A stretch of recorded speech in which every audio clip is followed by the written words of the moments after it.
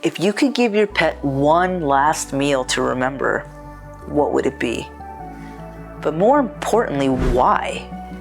This is a question we all hope we never have to answer, but still so many of us have had to face. For me, for us, there could only be one choice. This isn't my story. This is his, and only one that he could tell.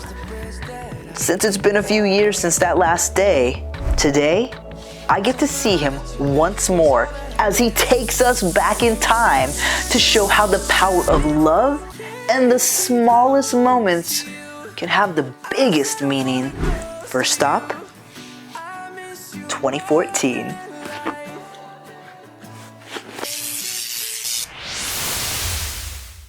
While we're headed through time, meet Otis. We basically grew up together, and for 15 and a half years, we shared the most significant moments in life with each other. You know, soulmate stuff. I was freshly divorced, Otis just turned 9, and we had recently moved out of our house and into a whole new world together. Even when our life was changing around us, our bond was always something that was unexplainable. It's the love we shared that made all of life's transitions feel so easy together. It was always me and Otis. Looks like we're here. Hello, 2014. It's been a while. Welcome to the Bay Area.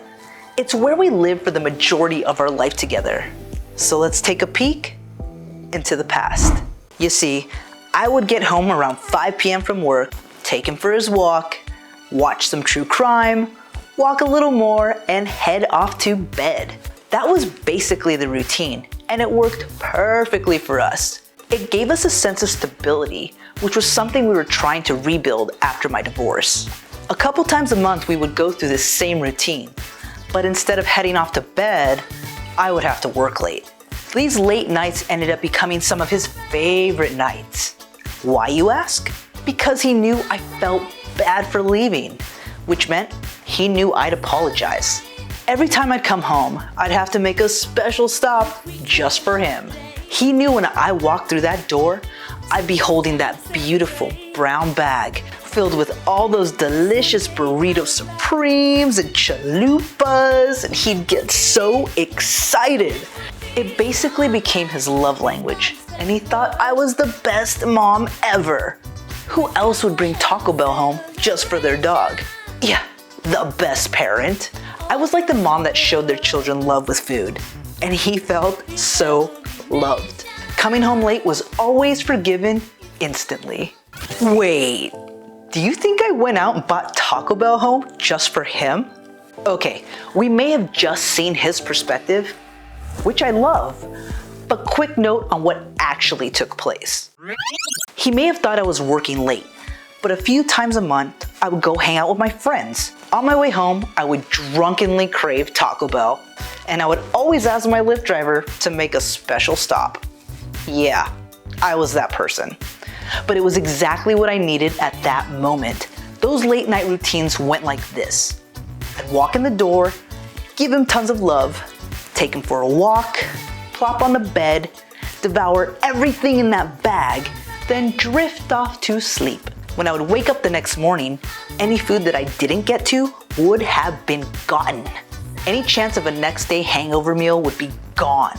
But damn, he was one happy schnauzer, and my friend outings became some of his favorite nights. Well, that single life went on for a little while longer, until I met my wife, which meant no more drunken Taco Bell nights. Or as Otis would like to say, no more unconditional love with his favorite food.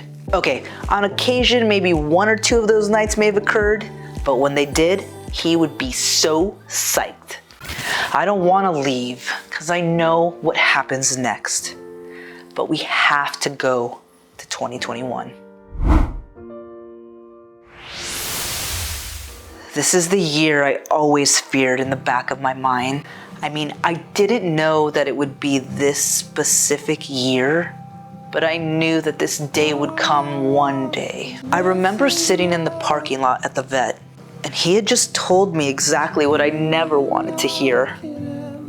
You were older, so much more frail, but still handsome as ever. I thought about all the car rides we took together, and I knew at that moment that our way home would be our last.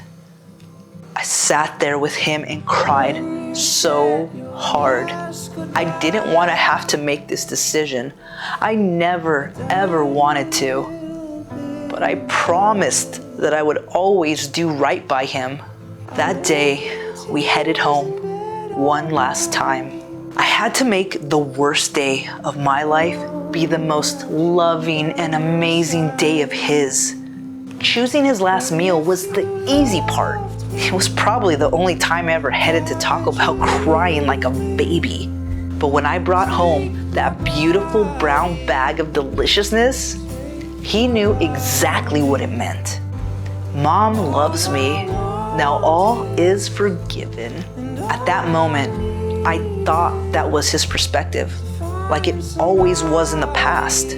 I hadn't realized yet that he never saw Taco Bell as an apology, but only as a gift of love from me. He didn't have to forgive me for making the hardest decision ever. He loved me and knew that I loved him.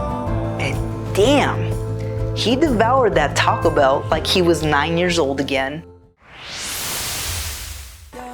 Bringing Otis back into this magical world has been an emotionally charged adventure. It was one that I didn't know if I was ready to do, but needed to share for my heart, and because I love him and miss him every single second of every single minute of every single day. It's shown me that our pets' love transcends time and space, and that the moments we share with them, no matter how insignificant they might seem, may be the ones we treasure most in the future. We can all grieve in whatever ways are best for us. Some for moments, and some for lifetimes. And each of those ways are okay. Mine will be my lifetime. If you need it, you can find my pet loss support guide linked in the description. Or just reach out anytime. I'm here. Otis existed and continues to live on because of you. So please, enjoy 15 and a half years of Otis in under 30 seconds.